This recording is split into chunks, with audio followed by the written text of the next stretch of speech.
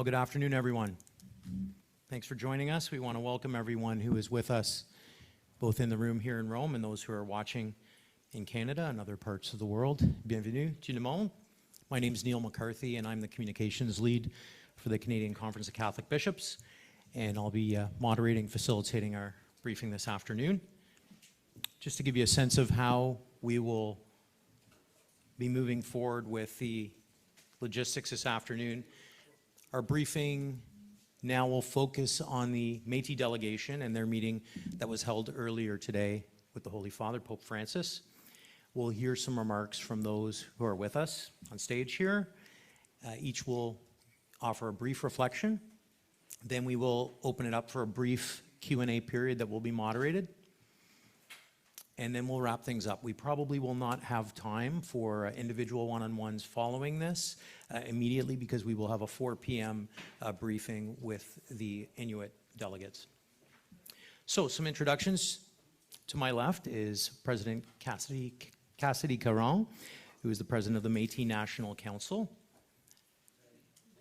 Next to Cassidy, we have Mitchell Case, member of the delegation. Next to Mitchell is Pixie Wells, another member of the Métis delegation.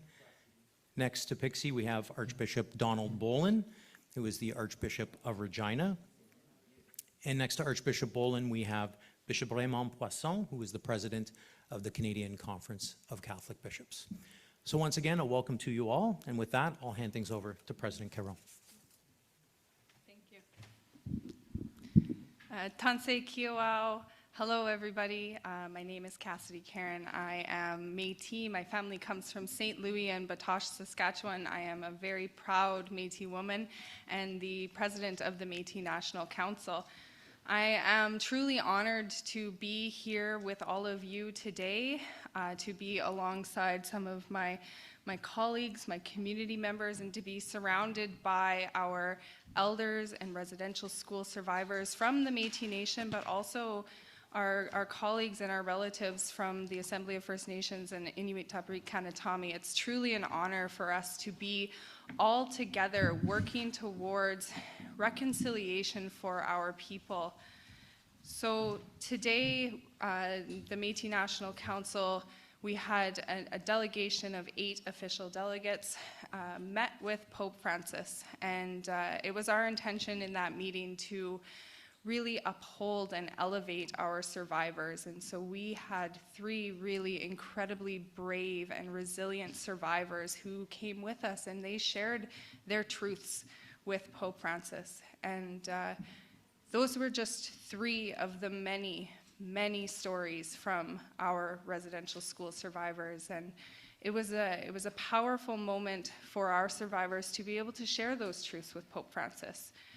We, as a Métis Nation, have extended an invitation to Pope Francis to join us on our path for truth, healing, justice, and reconciliation.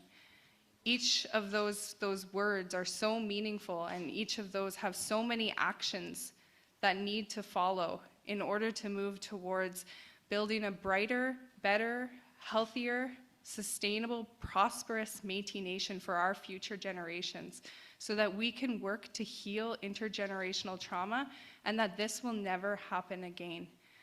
One of the things that we really wanted to extend to Pope Francis is that this is about our children.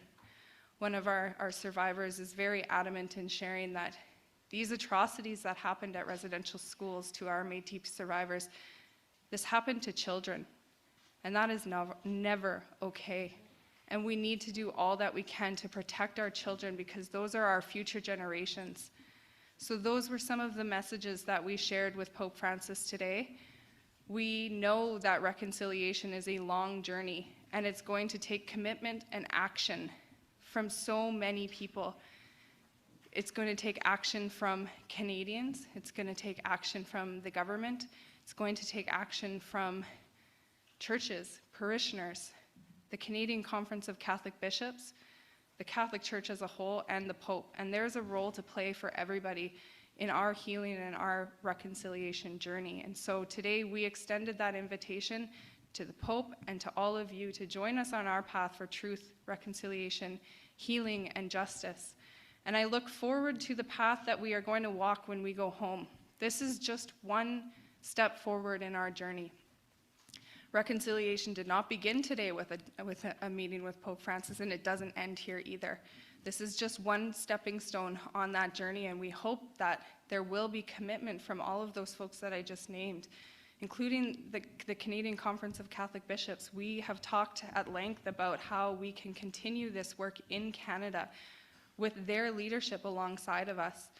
We can commit to meetings on a regular basis where we can establish priorities, the priorities that come from our communities, and we can continue to move forward. And out of this, we do hope that there will be concrete action. We hope that the Pope heard our stories, that he acknowledges and truly understands, that he translates those stories from his head to his heart and then into action. So we look forward to the additional response that we will have from Pope Francis on Friday at the general audience, as well as whatever he intends to do when he does come and visit us in Canada. And we know that when he does come to visit us in Canada, that he will know some of those stories from the Métis Nation, and that's exactly what we intended to do today. So we're happy for ourselves. We knew this work had to be done.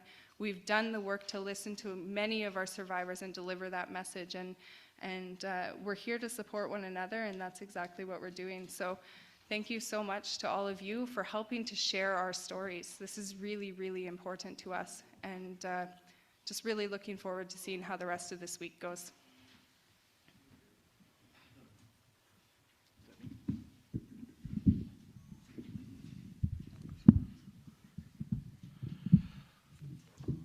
So good afternoon, everyone. My name is Mitch Case. I'm the Regional Councillor for the Huron-Superior Regional Métis Community on the Provisional Council of the Métis Nation of Ontario, and I'm part of the Métis National Council delegation, one of the delegates that had the meeting with Pope Francis this morning.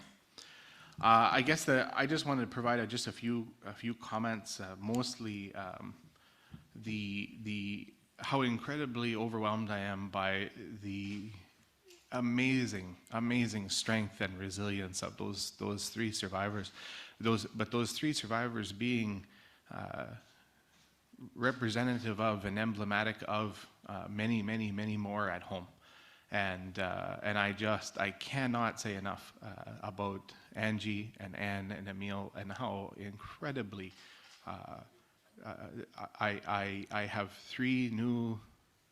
Never mind Marvel and their universe. Those superheroes are right there in that room this morning who stood up and told the truth, and they told hard truths, and they did it with kindness, and they did it with love, and they did it with respect. But they told the truth, and I think that I just cannot say enough about how amazingly inspiring those survivors are. But I would then say, in many ways, the opportunity for those three survivors to speak this morning, unfortunately, has been in many ways the first time any Métis survivors have been invited to say anything. The exclusion of Métis schools from the settlement agreement a decade ago, the exclusion of Métis survivors and Métis schools from the Truth and Reconciliation Commission has done nothing other than re-victimize and re-traumatize people. To have officially have it essentially officially be told that what happened at one school was wrong, but if it happened at another school and at the end of the day some other government paid for it, well, then it was okay. And I don't agree. I do not agree it was okay. What happened was a crime against humanity, and it happened to our survivors. It happened to our children, and that is, quite frankly, the unfinished business that is happening here. You know, there is a whole lot of unfinished business that we as Métis people and Métis communities have with Canadian society, and I think today, today was an opportunity for those 3 survivors to bring their story forward, not only to Pope Francis, but to the world. And I want to commend the media here for paying attention to the Métis Nation in a way that quite frankly, most often doesn't happen. And I commend you for that. I would close by saying, we are committed to, as elected leadership, the one thing we can all agree on, and anyone who knows any elected official in any government in any part of the world, there are very few things we all agree on, but there is one thing we agree on, is that we stand behind those survivors 100%, and we'll do whatever we can to get justice for them. And so my message today would be that we are going to, today is simply the beginning of something. But I would close my comments with a message to the Canadian media and to the Canadian government, to the Canadian and the provincial governments who operated those Métis schools, that process was largely, let's be real. Those residential schools were set up to remove us from the land so that Canada could claim everything. And here we are, a century and a half later, with still no process. No process for our survivors to tell their story. No process for anyone to say sorry. No process for anyone to say what happened was wrong. And at the end of the day, Canada still has all the land, and there's not even a process for us to talk to them about it. And that is, quite frankly, unacceptable.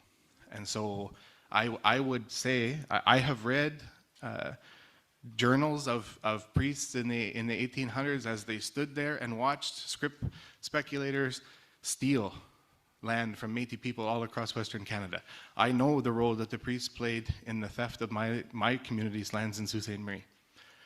I would call on the Catholic Church to stand with us today as we seek justice for all of those other issues that were enabled and facilitated because of residential schools. So I'll leave it there, and I thank President Caron for this opportunity this afternoon.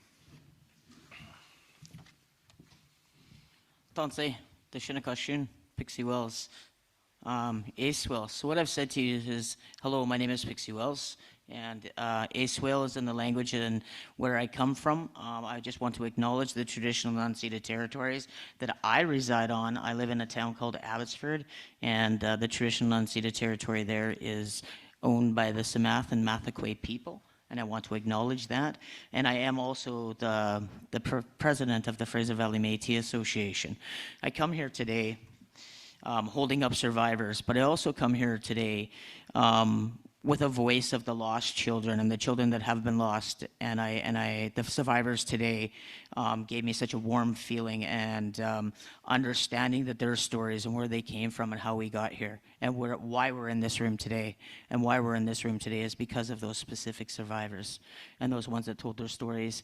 And not just those 3. There's many, many more. There's more stories and more stories.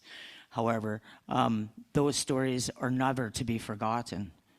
They are what we should prove or live to never let happen again, and also allow the voices of the lost children, the children that never got to be or never got to know their culture, because that's where I sit. At 40 years old, I learned that I was Métis. So I am still trying to figure out where I sit in this world, how I fit into this world, and what piece of it that I can bring forward. And the piece that I bring forward is holding those survivors and taking their stories with me. And also when I met the Pope today, and looking at tomorrow, and looking at what we could create together, and bringing back the voice of all children, the Two-Spirit, the LGBTQIA+. As I sit here, that voice has been lost for a very, very long time. And that is why I dressed the way I did today, is to show that the Two-Spirited people are still here, and we've been discommunicated from a lot of our communities and shunned and pushed aside, and not from survivors, just from the atrocities that happened.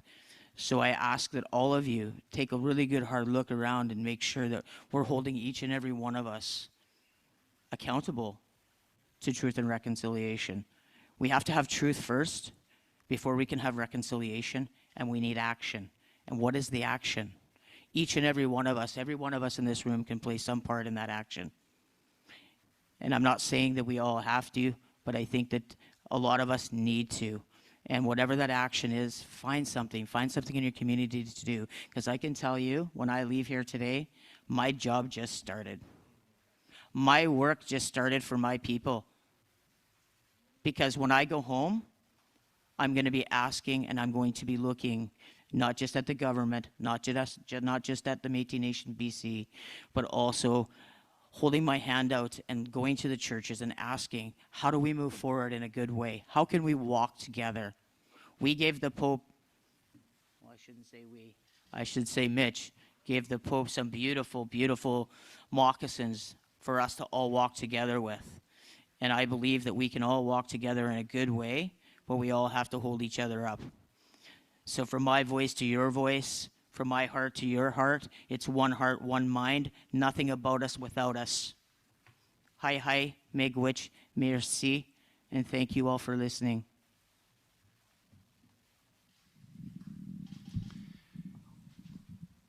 So you've already heard some very powerful Métis voices, and I would start by saying what a privilege it is as bishops to be able to walk with our Métis people and to be a part of the delegation and the visit with Pope Francis this morning.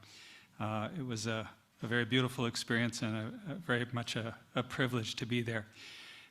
Years of work have led up to this delegation, these meetings, and today we took a very big step. It's a significant moment, but as other speakers have mentioned, it's also a beginning of new possibilities in terms of walking together.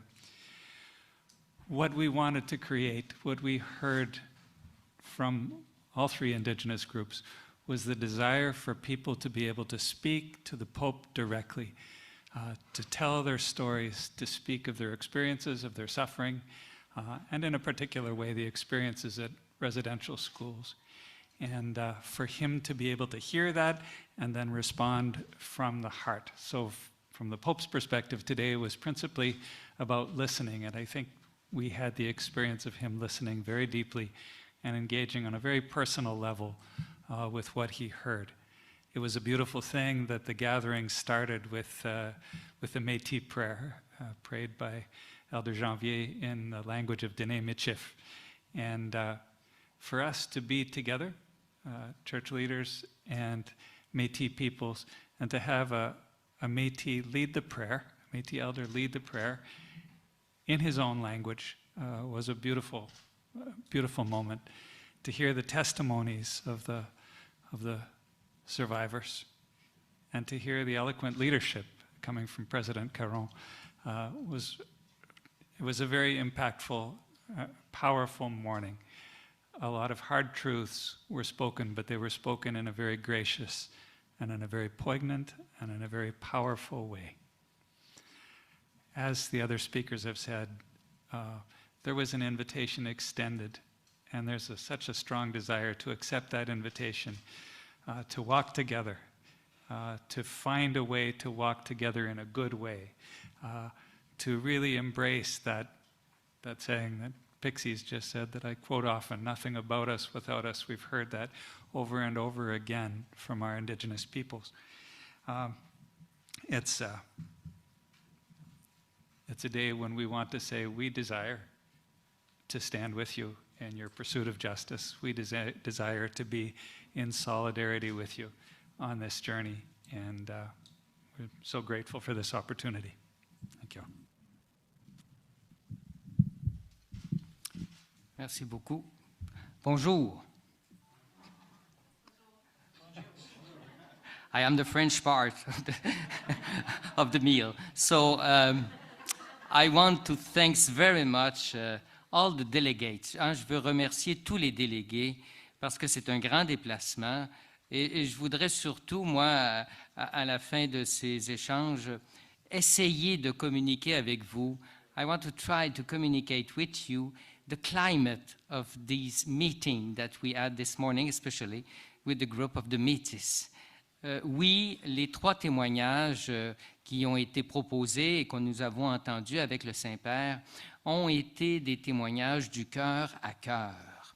Et ils ont été faits dans un climat, je dirais, j'oserais dire, c'est mes lunettes à moi, d'affection mutuelle. Et c'est assez difficile à décrire. Ils ont été faits avec beaucoup de temps, ils ont été faits avec des pauses et ils ont été faits avec des gestes aussi. J'ai en mémoire les gestes du Saint-Père qui accueillait ces témoignages, mais qui a aussi pris le temps d'accueillir avec des gestes les délégués, les témoins qui nous ont été offerts. Et cette démarche que nous faisons, simplement pour avoir la note juste de nos rencontres ces jours-ci, et donc celle avec les Métis ce matin, c'est vraiment ce temps qui nous est donné, non pas au niveau des principes, on n'a pas réglé des grandes affaires, on n'a pas signé des accords, on n'a pas fait ça, on a été cœur à cœur sur des expériences et ceci a ouvert la porte, une porte grande ouverte. Et je pense que je peux dire que c'est du côté des Métis, comme du côté du Saint-Père, c'était évident, une grande porte ouverte à pouvoir s'accueillir et se pardonner, demander le pardon. Alors, je pense que je peux dire ça et j'espère que nous savons que cette rencontre-là n'est pas un point final. Au contraire, elle est une étape, hein? Elle est une étape dans notre marche ensemble, mais elle est en même temps, moi c'est ce que j'ai vu ce matin, un regard vers aujourd'hui et demain. Oui, il faut prendre conscience du passé. Oui, il faut en tenir compte. Oui, il faut le reconnaître. Il faut s'en rendre responsable. Mais il faut le faire pour aujourd'hui et pour demain, pour faire quelque chose de bien meilleur ensemble. Et c'est l'expression que le Saint-Père a voulu utiliser lui-même à la fin de la rencontre en disant « I'll take these reflections in my prayer and also in my meditation to be able with you to deliver a message in the 1st of April, well, it will be the public audience. » Alors, merci beaucoup. Merci, and thank you everyone for sharing your very personal remarks. We have a brief period of questions, question period available. Erica has the mic here, so if you do have a question, we ask you to put up your hand. We'll try to get to as many as possible. We will just limit it to one question, just in the interest of time to try to get to as many people as possible. Please identify your media outlet and who you're directing your question to when you ask it. So I think we had a hand right over here. Erica, second row here in the front. The microphone, is it working? Yep. Hi, I'm Eric Reguli with the Globe and Mail. This is a question for anyone who feels like answering it, please. Obviously, you'd like an apology from the Pope. My sense is preferably in Canada than in Rome, but all apologies are not created equal. What I'd like to know is what specifically would you like the Pope to say in his apology? Thank you. So, based on a number of conversations that I've been extremely fortunate to have with Métis residential schools, survivors from across the Métis homeland, you're absolutely right. An apology will be different and it will mean different things to many different people, and many people are looking for something different in that apology. What I've heard, though, is, you know, if you look at the definition of an apology in the dictionary, it talks about an acknowledgement of wrongdoing. And I think that's exactly what a lot of our survivors have told me, is that they're looking for that acknowledgement that they played, the Catholic Church, residential schools, played a role in the wrongdoing that was done to these children and to our communities. We know that intergenerational trauma is embedded in our DNA. Scientifically, the science has been done. It shows that we're passing this trauma on to generation, and that we need to start to heal. And so to acknowledge that the Catholic Church is accountable and responsible for some of that harm to not only our survivors who are still living today, but that they're responsible for the harms that our communities still suffer today. that will play an important role in our healing. Will that give us closure? No. An apology is just words, and we then need action to follow that. And part of those actions I've spoken about, in that we need action within truth, reconciliation, justice, and healing. And for truth, part of that will be providing unfettered access to church and residential school records so that we're able to piece together our history in a better way, to know where our families were when their children were taken from them, and where those children went to, and which children didn't return home. We don't have access to all of those stories because those are protected within church records. So we want unfettered access to those records. We also want access to our cultural artifacts that are held here in Rome and at the Vatican. Those artifacts tell a story about our communities. Those are our history. In reconciliation, we talked about an apology and that acknowledgement. We've heard from our survivors that many of them need that to move forward. In justice, some of those actions that we would be looking for is a commitment from the Catholic Church not to shield alleged perpetrators who still live, regardless of their age. We know that perpetrators are still out there. Those who committed these crimes against our children are still living, and we need a commitment from the Catholic Church to not shield those alleged perpetrators. That's important. That's an action we're looking for. For healing, we need, as my colleague Mitch said, substantive and direct compensation for our survivors, many of whom live in poverty today. This has contributed to the systemic inequities that our people face today. Those of us, our families who don't have a house, a roof over their head. And we need funding for community-based healing initiatives, as directed by our survivors and our families, to heal in the ways that we direct for ourselves. So of course an apology is really important, and we need that acknowledgement, but we also seek action. And these are just a few of those examples that we're looking for. I want to add just one also. I think there's an important clarification and a distinction that needs to happen. There are I say it all the time, everything is always more complicated than we think that it is. But if I were to answer your question, which is what I'm going to pretend to do right now, what an apology to me would have to look like in order for it to be meaningful. There needs to be sort of a multitude of things in there. And there are two different parts to it in my mind. There is what are quite frankly horrific, absolutely horrific crimes that were committed. Physical, mental, and sexual abuse against children that is absolutely revolting, that should disgust anyone who has looked at what happened. And that is one of the issues. But had those things not gone on, that wouldn't have made residential schools okay. The idea, had children not been physically, mentally, and sexually abused, it wouldn't have meant that the attempted destruction of our culture and the erasure of our people from the earth would have been okay. The entire underpinning of the system, and I don't care about, well, times have changed. There were people then who knew it was wrong. They spoke up and they were fired. So those are the two really important things, and neither one of them is more important than the other. Those crimes against those children have to be treated as such, and there should be accountability, atonement, apology. I want a thesaurus of all the words that could be used there.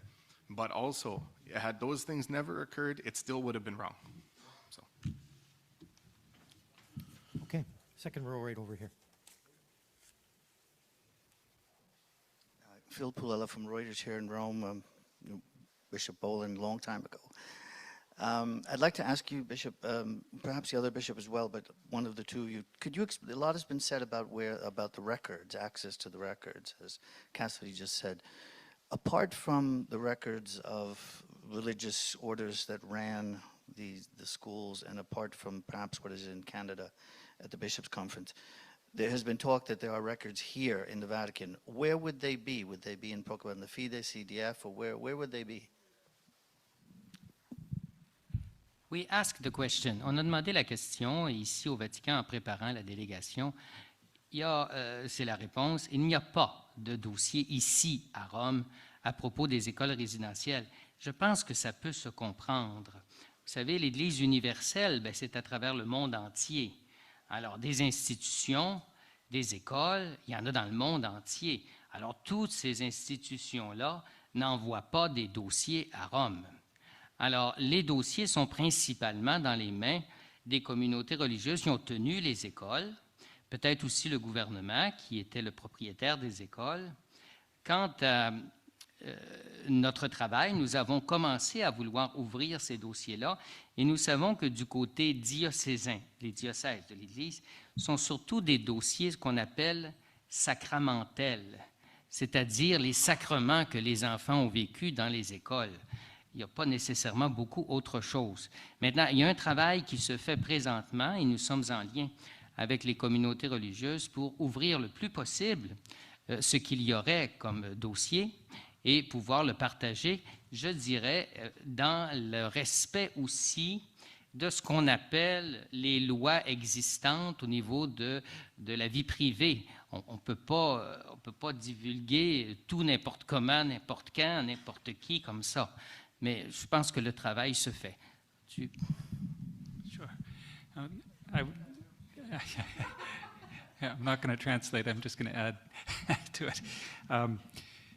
It would be religious communities that might have records here in Rome, not the Vatican.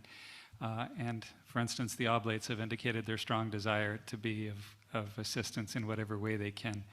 I think requests for records come in multiple ways, and some of them have been referred to not only in responding to individual requests for any information we would have that would communicate something of students who were at a particular school, but also the desire of Métis communities to tell their story.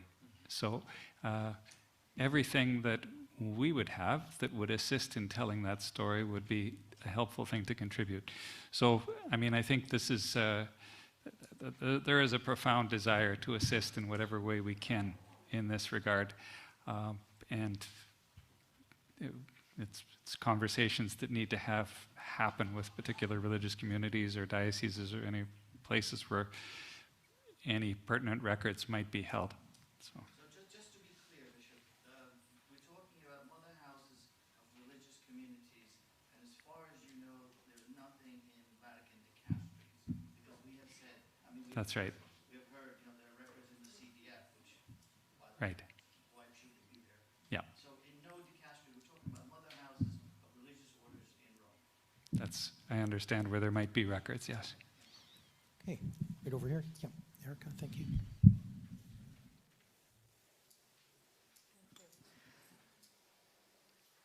Hello, Lisa Laflamme from CTV National News. This question also for the bishop, either bishop.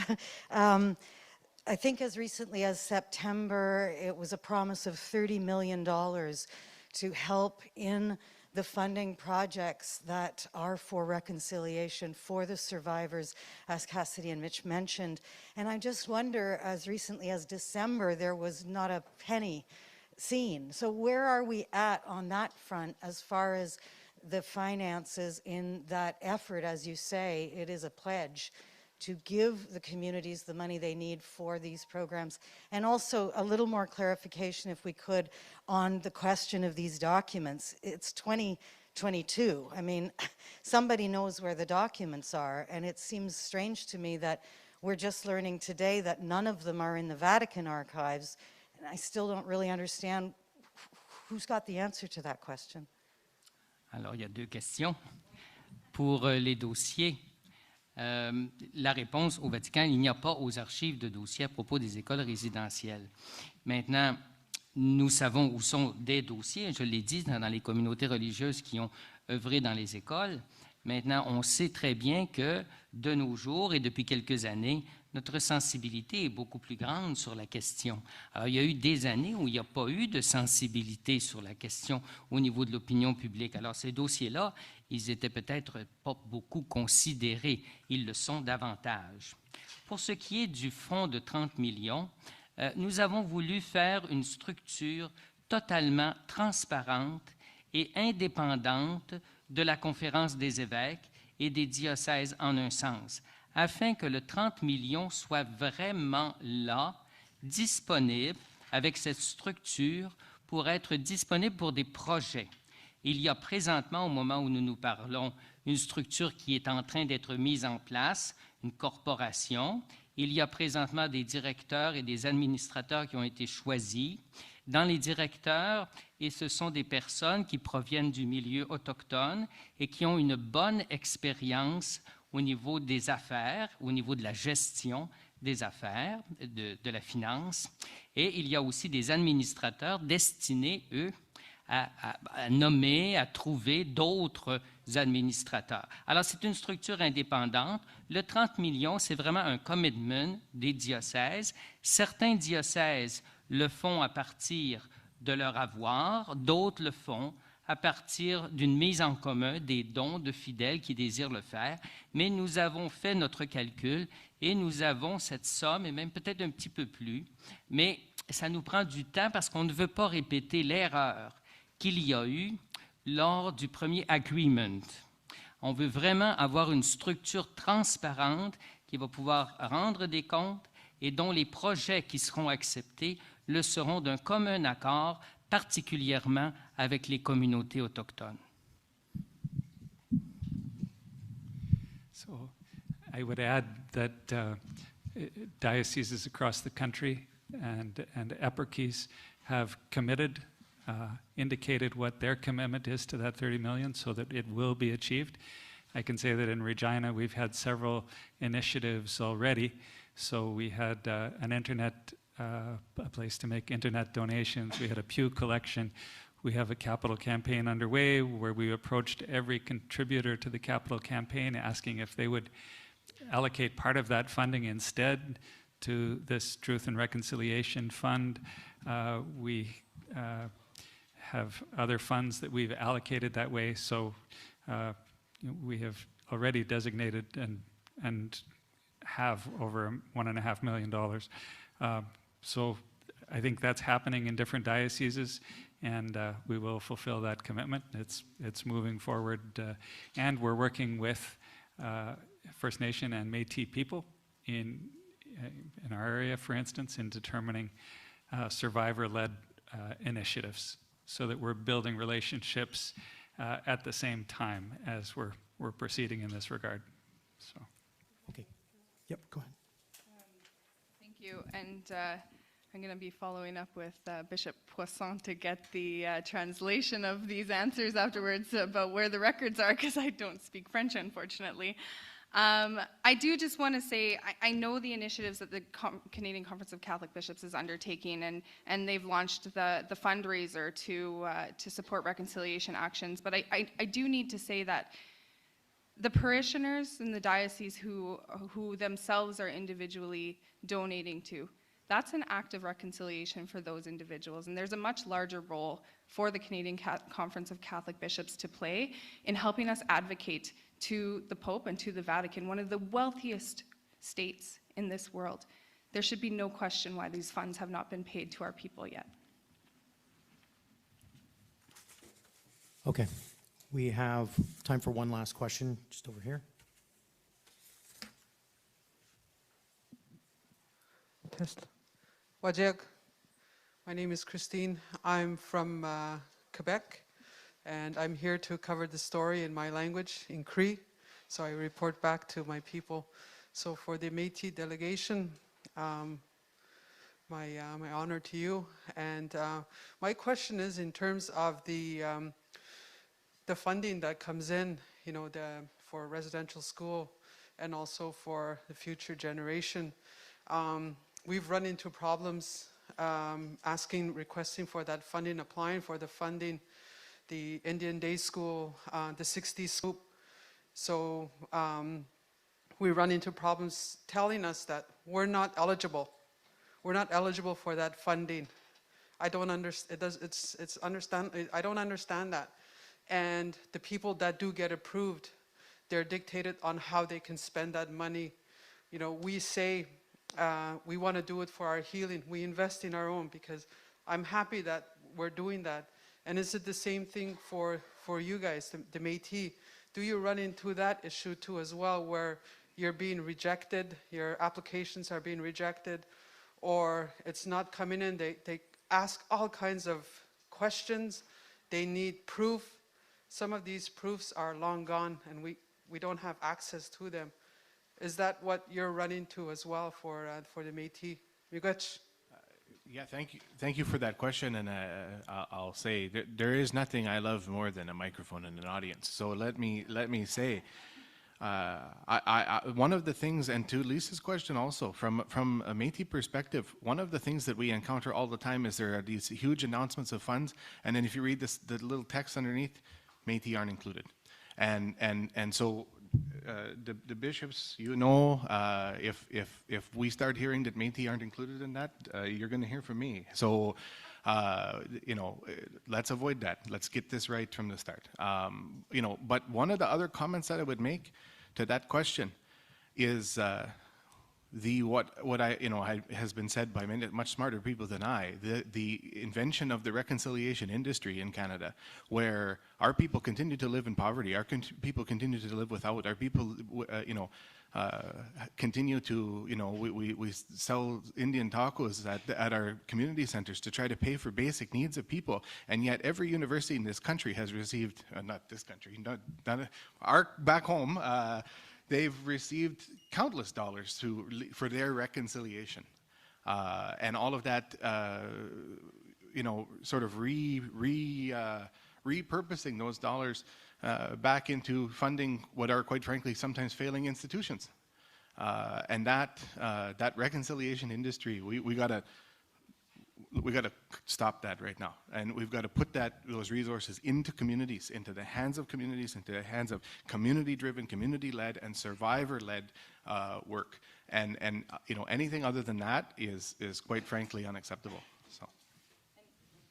If I might, I first and foremost want to thank you for being here and for telling this story in one of our Indigenous languages. Many of our Métis people speak Cree, and so I thank you so much for the work that you're doing, and thank you for being the last one to ask a question on that piece as well. One of the asks that we will be putting forward to the Holy Father is for the establishment of a Métis Reconciliation Trust Fund to fund Métis-specific truth, reconciliation, justice, and healing initiatives that is directed by Métis people, because this is one of the challenges that we have come up across. I want to close by sharing some reflections, and this comes from, again, spending countless hours with residential school survivors over the past few months. Residential schools, and when we talk about residential schools within the Métis context, it also includes boarding schools, day schools, industrial schools, convents, all which sought to take love away from our people. It took children out of their homes and deprived them of love. It taught them that they were not to love who they are as Métis people. Our children came home hating who they were, hating their language, hating their culture, hating their tradition. They had no love.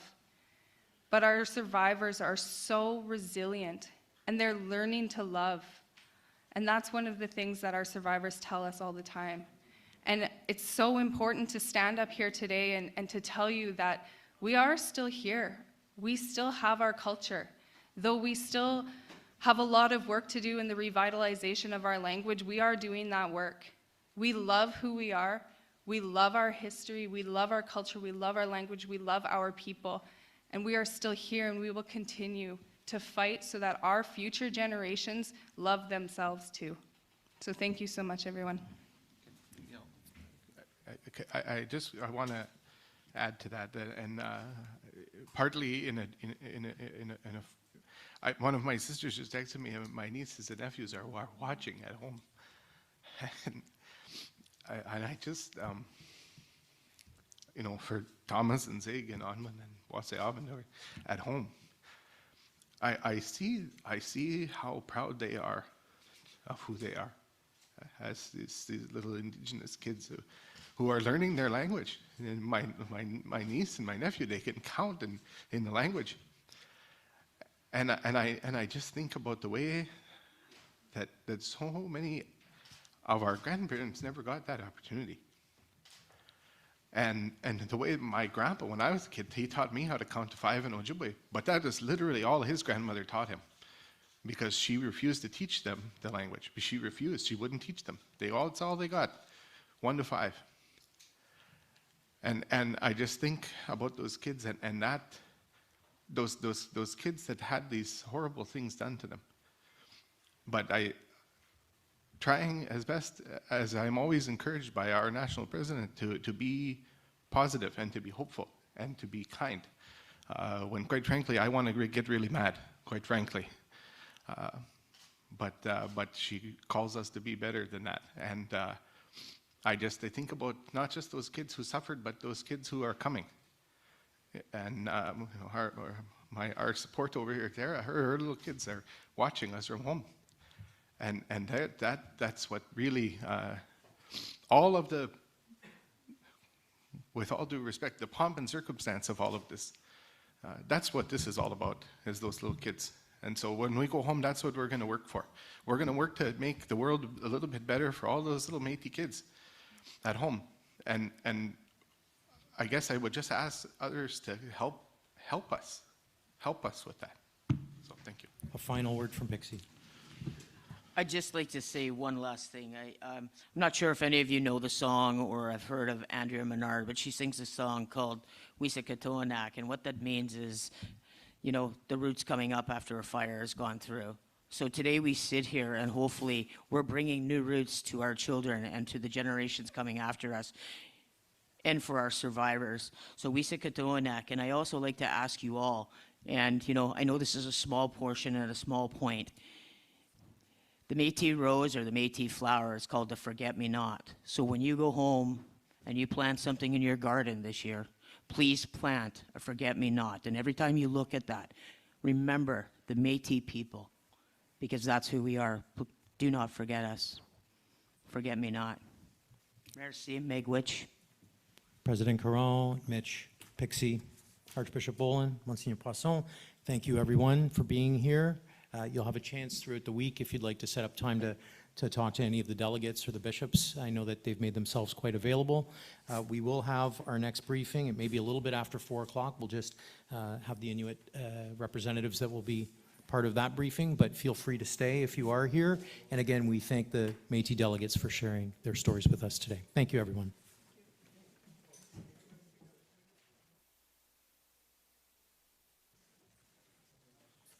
Good afternoon. Welcome, everyone. Thank you for being with us.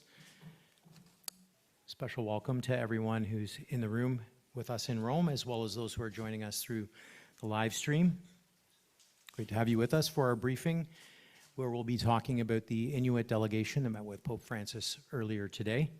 And we'll follow a similar process for our previous briefing with the Métis delegation, where we'll have some brief remarks from each of our guests on the stage, and then we will have a brief period of Q&A. So to introduce the speakers that you'll be hearing from this afternoon, first we have President Natan Obed, who is the president of the Inuit Tapiriit Kanatami. Next to President Obed is Martha Gregg, who's a member of the Inuit delegation. Next to Martha, we have Archbishop Richard Gagnon, who's the Archbishop of Winnipeg, and briefly introduced the delegation this morning at the meeting. And next to Archbishop Gagnon, we have Bishop William McGrattan, who is the Vice President of the Canadian Conference of Catholic Bishops. Welcome to all our speakers, and with that, I'll hand things over to President Obed. Thank you. We had our hour-long encounter with the Pope this morning at 11 a.m. We have a delegation of 8 that went to the palace to to have our conversation or our encounter. For Inuit, we had two parts of the delegation. One was the part that I was convening, which was on behalf of Canadian Inuit leadership.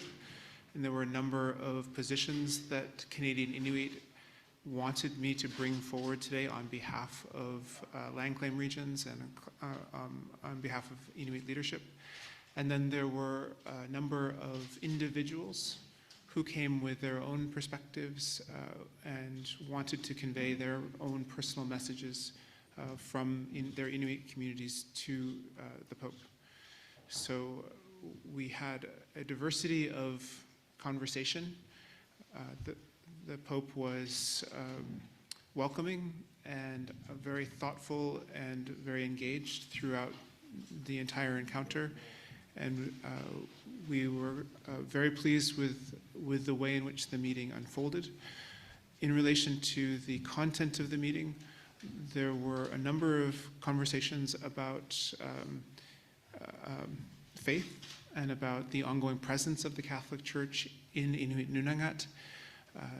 There was a lot of conversation about residential schools and the negative impacts of residential schools on Inuit and the intergenerational trauma aspect of residential schools. There were also positive conversations about the role that the Catholic Church can play in reconciliation and also in Inuit communities moving forward. For the national Inuit positions, there really were three primary concerns that we brought forward. The first was in relation to an apology, and we invited the Pope to Inuit Nunangat as a part of the larger call to action 58 from the TRC, which calls for the Pope to come to Canada to apologize to Indigenous peoples in relation to the role that the Catholic Church played in residential schools. The Pope was kind enough to say how much he wished that will come to pass. We look forward to further conversations with the Catholic Church about whether or not that is an opportunity in the near future.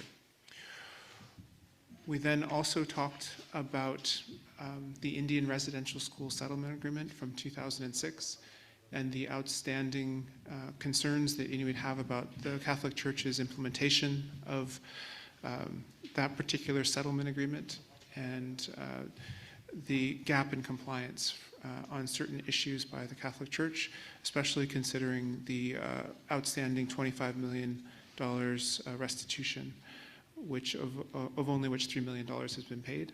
We recognize that the Catholic Church has a fundraising campaign in relation to this particular part of the residential school settlement agreement, but we would like to see more immediate action. We also, in relation to TRC and in relation to the ongoing work on reconciliation, asked that the Catholic Church work with us in partnership on the emerging challenge and the heartbreaking challenge of Indigenous children that are being found on residential school properties in unmarked graves. And this was not necessarily in relation to one thing. It's not just records. It's not just compliance to TRC or to the Indian Residential School Settlement Agreement.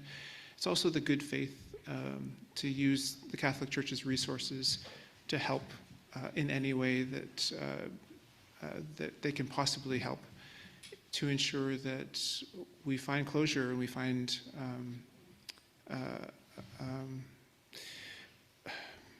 I guess the shared path forward, which recognizes the gross human rights abuses that have taken place, but also the way in which we can move beyond that moment and work together in partnership and not just through legal binding agreements. The final point that we raised was in relation to the legacy of sexual abuse in the church, and asked the Pope directly if he would intervene in a particular case against Johannes Revoir, who currently resides in France. And we asked that the Pope speak with Father Revoir directly and ask him to go to Canada to face the charges that he is up on in Canada. And if Father Revoir is not agreeable to that, if the Pope would do all that he could to work with the French government to ensure that either extradition can happen or that Father Revoir can be tried in France. We want this new relationship and this relationship of reconciliation to be based on action and also based on mutual shared ambition. And it is such a heartbreaking reality that some people who should have been brought to justice decades ago have not seen justice, and those who have been abused and those victims have sometimes died before they have seen justice. What happened in residential school, as far as the policies surrounding residential school are history. A lot of what has happened in residential school happened with people who are no longer alive, but that is not always the case, and there are still things that we can do together to ensure that there is justice for those who do not have it yet. With all those heavy things, there was also a true sense of openness and kindness that was showed to us as a delegation.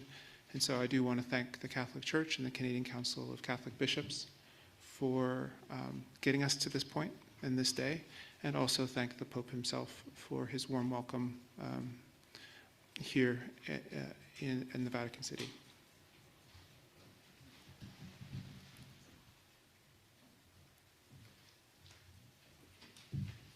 Martha, did you want to offer a few reflections? Hi, my name is Martha Gregg. I'm from northern Quebec, Couturac, northern Quebec.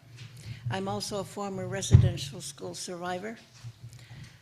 And I'm very humbled and honored to have been chosen to be a delegate / health support. So it's very humbling. What I told the Pope is that there is need for people to heal, and there has to be a point of forgiveness from both parts, both parties. Because if you don't forgive, it eats at you, and though you don't forget. There has to be a healing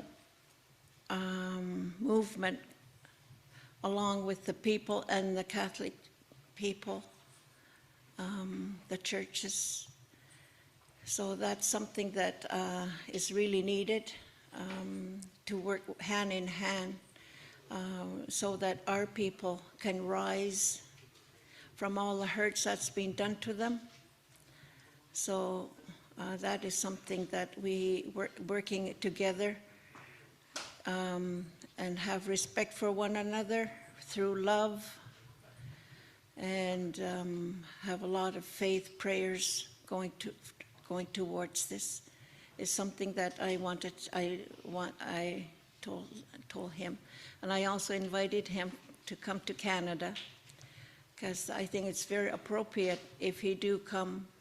It would mean more to the people, to the former residential school students and the families, because it's also the intergenerational that are affected by the residential school. So that's something that would be really meaningful for him to do an apology. So hopefully that will happen. But I was just more humbled to be chosen to attend this. So I will have a lot of sharing with my people when I get back home. Thank you.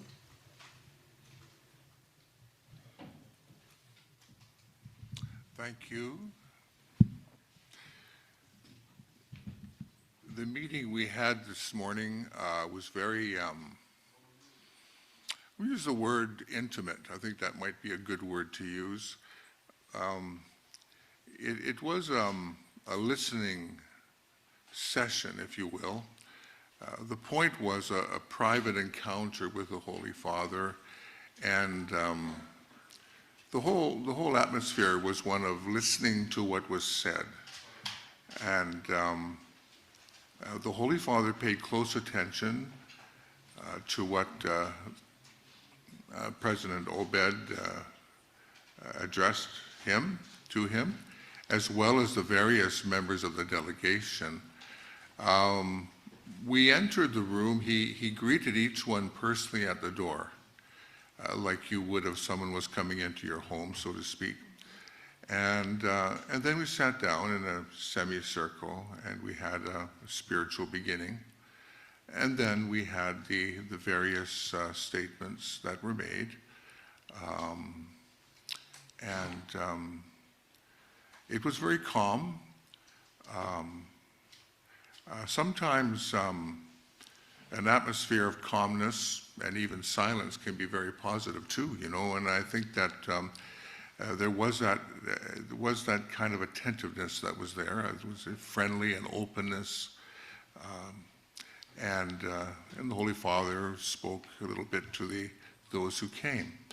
And so we had hoped when the delegation was organized, as you know, it goes back 3 years now, that this would be the tenor of the meeting, that it would be a listening time, an important step to other things, and also to, if you will, to establish a relationship in some way of engaging the Holy See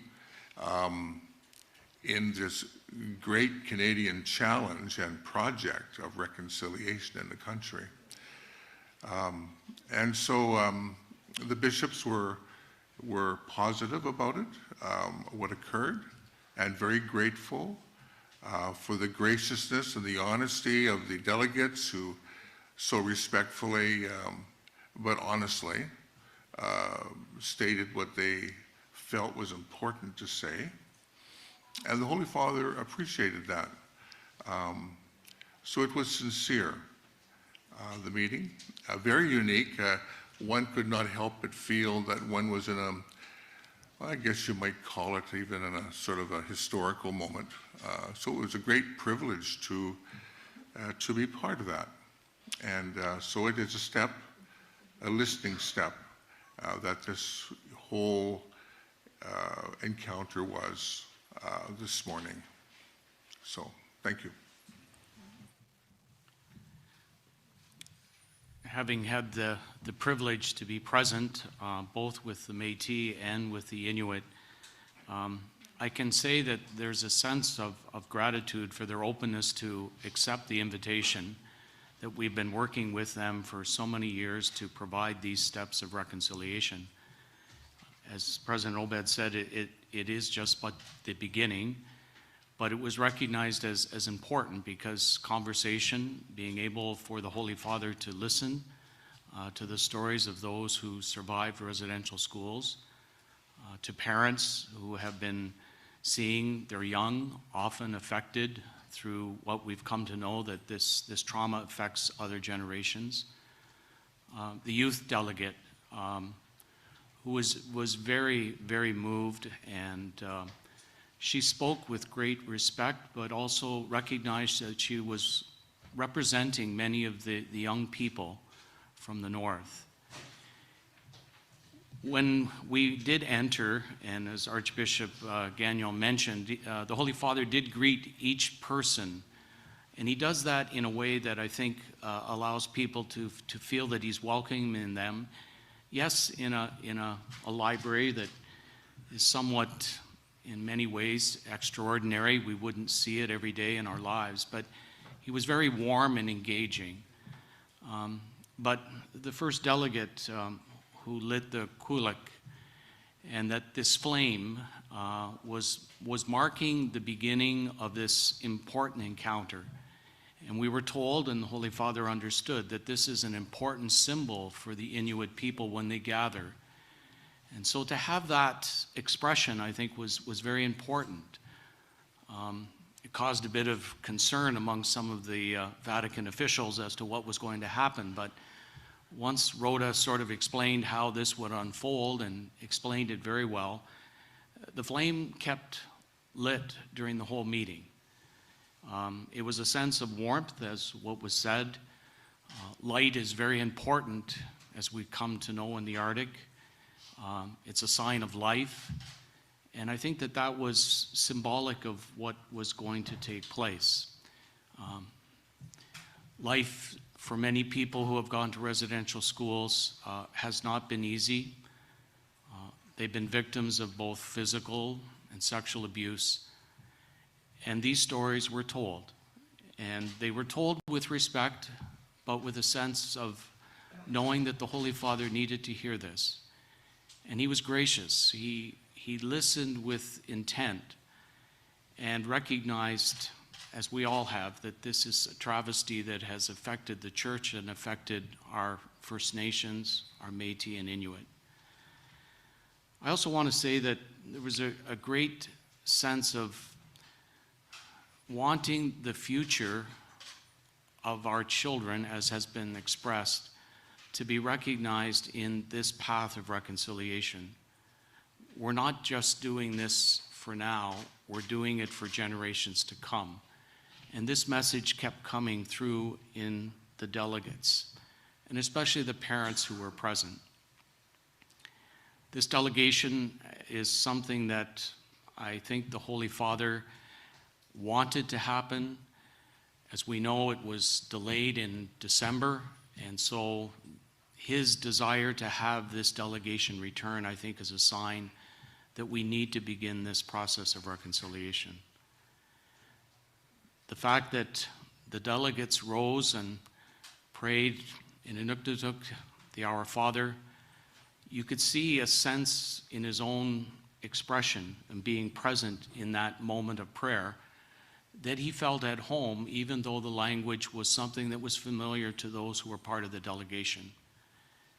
There was a sense of peace and calmness that came over the encounter as we began. I just maybe want to also express that the messages that President Obed has continued to bring forward in our discussions and in the planning is a sense of his commitment for his people, but also I think the openness that you've shown at all times to want to work with the church and to also recognize, as was expressed, that the church and the churches are important collaborators, important friends, hopefully, in this journey of reconciliation.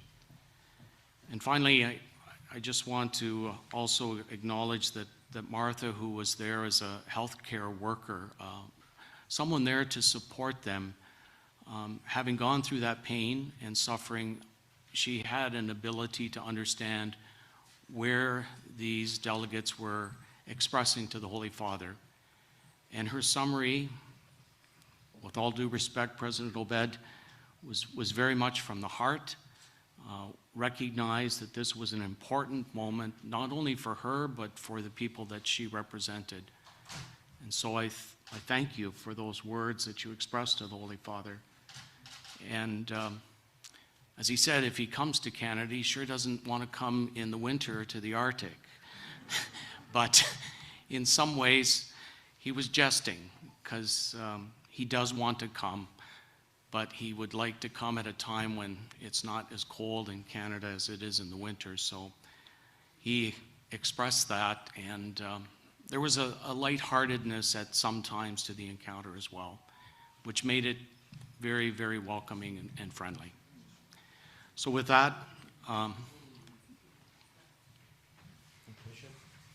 thanks all of you for those reflections. Let's take a few questions. We'll follow the same path as before. Thanks, Erica, with the microphone. Please let us know which media organization you're representing and who you're directing your question to. Thank you. Thank you for taking our questions. I'm Olivia Stefanovich from CBC News. I have a question for the bishops. I'd like to know, do you support this call from the leader of the Inuit delegation to have Pope Francis personally intervene in the case of Father Johannes Rivoire to bring him to justice in Canada and to help extradite him? And what do you plan to do about that? So I was present as President Obed made that request of the Holy Father.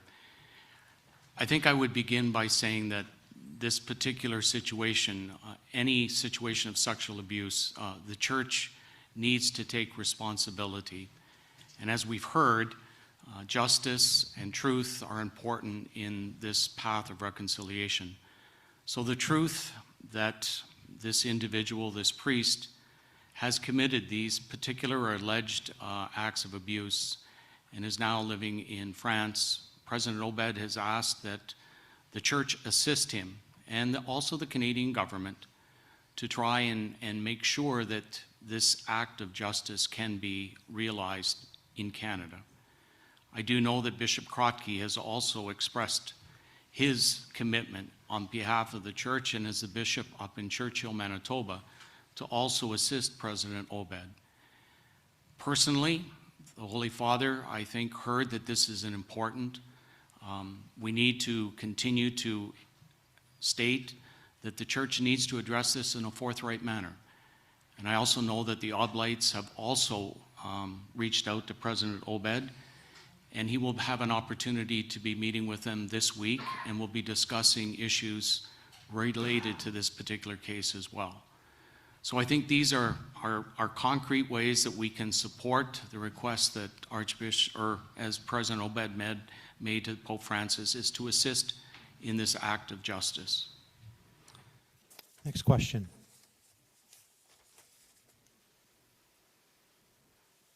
Yep, over here.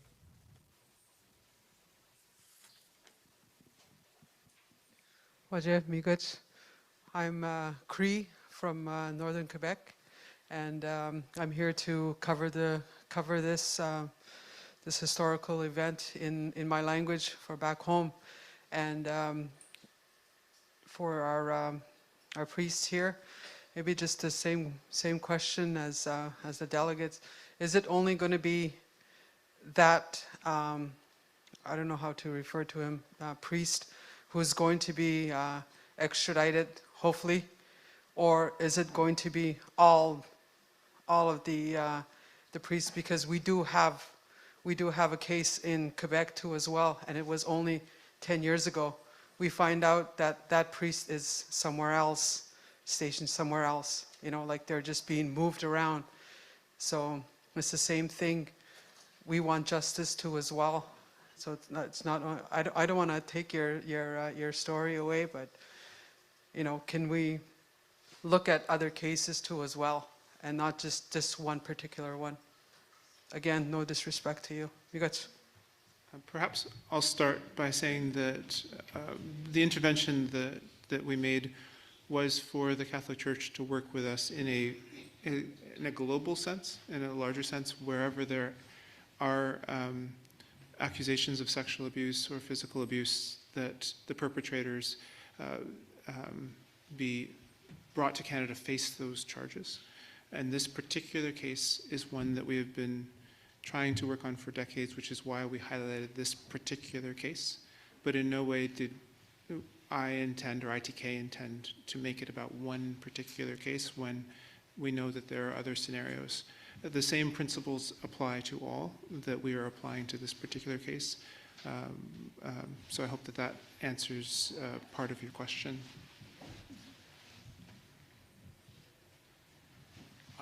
Bishop, go ahead. No, I would follow up and agree with President Obed. This is just not one isolated case. And so I believe what I'm stating is that the Church wants to work with the relevant justice authorities, whether they be international or Canadian.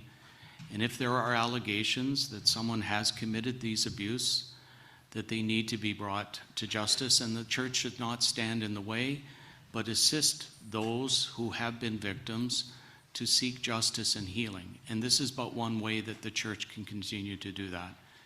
And we need to be aware more of these particular cases so that we can be an instrument, not that we're standing in the way, but we need to be an instrument that is more effective in allowing these particular situations and individuals to be brought to justice. Cindy. Cindy Wooden from Catholic News Service. I saw in one of the interviews you did before coming that you acknowledged that not all the Inuit are supportive of this process or ready to engage in this process. Did you explain to the Pope, that how the reality in your community of, not everybody really thrilled yet with what the this engagement with the church and not really ready for that step yet?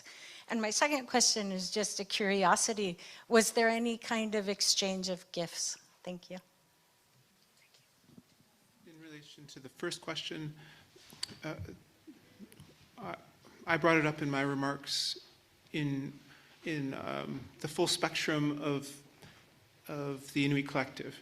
There are many Inuit who are Catholics, who are practicing Catholics. Many people have a strong faith, and that is a very positive influence in their communities.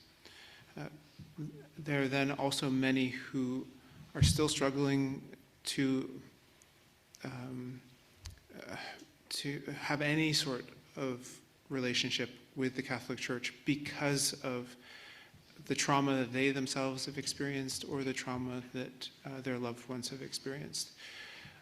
We know through the Truth and Reconciliation Commission, we know through the Murdered and Missing Indigenous Women and Girls Inquiry, we know through the type of work that Martha has been doing at the community level. We hear these stories about where people are, and people are in such different places.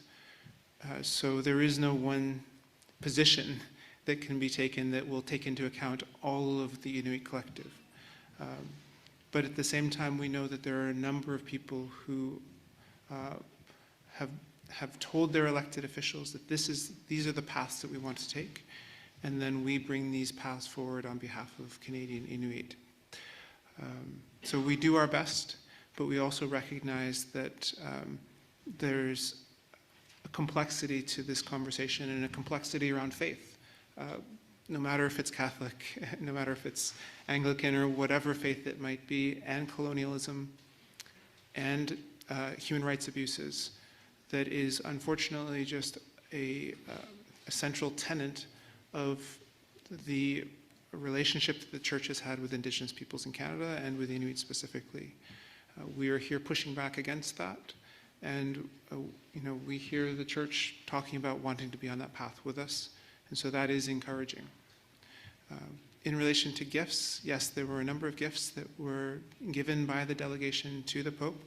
I do hope that there are some photos shared of the Pope wearing his new stole, I think it's called, yes, that was made of sealskin and presented to him today. There was also a rosary case made of sealskin. There were 2 carvings that were provided to the Pope, and then some personal messages that were delivered to him as well. So the Pope was very thankful for these gifts. He interacted with those people who had presented to him, and then each of the delegates received a gift on the way out from the Pope directly. So there was an exchange of gifts, and I think people were very thankful for not only the Pope's interest in what he received, but also his token of appreciation to the delegates. Right over here, Erica, thank you. Just about 4 rows up.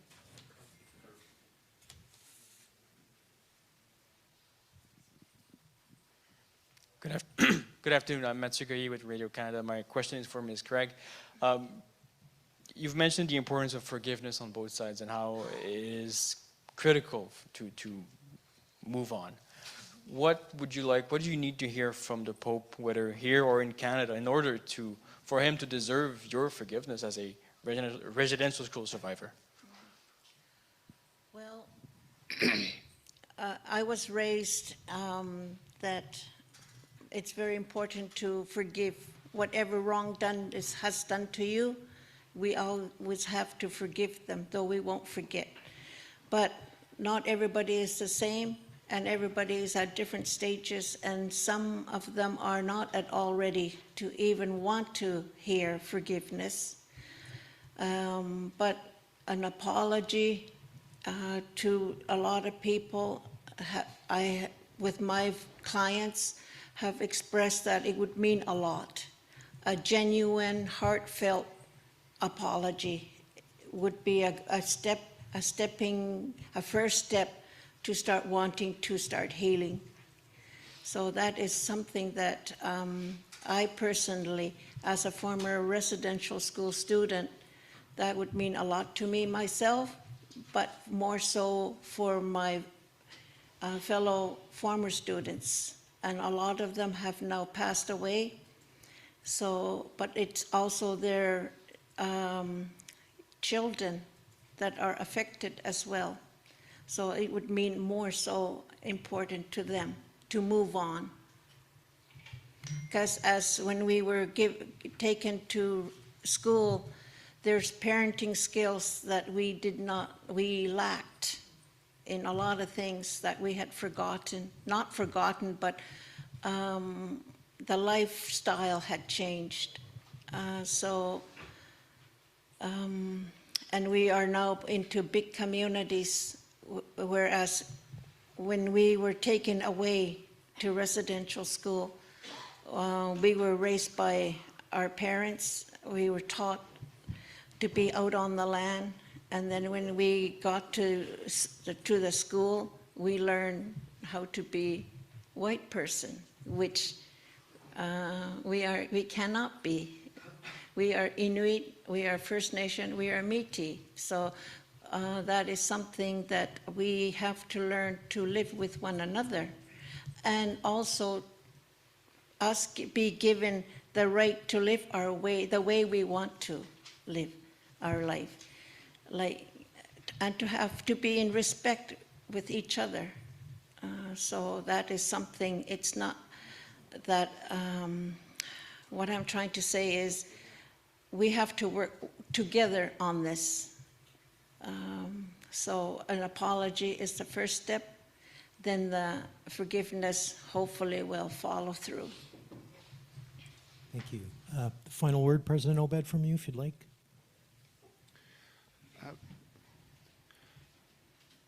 We really appreciate the opportunity, and we also appreciate that this story is being covered globally. This is a time for actions, and we have put some very clear actions forward to the Catholic Church and to the Canadian Council of Catholic Bishops, and we look forward to working in partnership with them to realize the actions that are necessary to bring reconciliation, to bring healing to communities, and to bring justice to those who have not had justice yet. We recognize that this is not just years in the making for this particular meeting, but this is an ongoing relationship between a global power in this particular place and 51 small communities in Inuit Nunangat and 65,000 Inuit in Canada. And we often, as Inuit, have felt powerless over time to sometimes correct the wrongs that have been done to us. We're incredibly resilient, and we are great at forgiving, as Martha has talked about. But we are still in search of the lasting respect and the right to self-determination and the acknowledgement of that right by institutions that have harmed us. And this is where we are in this moment, and we look forward to this new path, and we'll hold people accountable to the path that we say that we have a shared ambition to walk together on. Bishop McGrattan, final thought. Well, as President Obed said, we do need to find the way to walk together. And I think one of the most important things, as he's mentioned, is the respect and the acknowledgement of the identity of our Indigenous communities. and the fact that sometimes we realize that forces and powers and certain ways in which maybe aspects of colonialization have taken culture, family, and that has been affected for generations.